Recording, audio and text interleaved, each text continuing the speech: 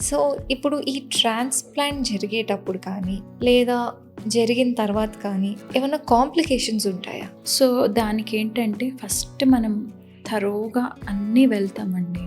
Body examination okay. అన్నీ age group, వాళ్ళు ఏ age గ్రూప్కి బిలాంగ్ అవుతున్నారు దాన్ని బట్టి వాళ్ళకి అన్ని ఎగ్జామ్ చేస్తాం.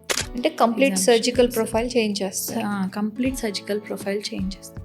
వాటిల్లో ఏమన్నా లెవెల్స్ డిఫరెన్స్ ఉంటే వాటిని కరెక్ట్ చేసుకున్న తర్వాతే ఓకే. సర్జికల్ ప్రోటోకాల్ చేస్తాం. కాబట్టి మినిమల్ కాంప్లికేషన్స్ ఉండవు యూజువల్గా.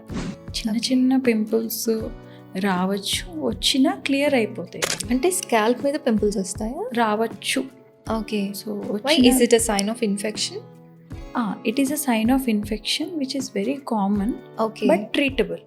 అవి ఎందుకు వస్తాయంటారు? అంటే పోస్ట్ ప్రొసీజర్ కేర్ పోస్ట్ తీసుకోకపోవడం ప్రొసీజర్ వల్ల? కేర్ తీసుకోకపోవటం కానీ, హైజీన్ మెయింటైన్ చేయకపోయినా కానీ, ప్రాపర్గా ఇన్స్ట్రక్షన్స్ ఫాలో అవ్వకపోయినా కానీ అలాంటి టైంలో రావచ్చు.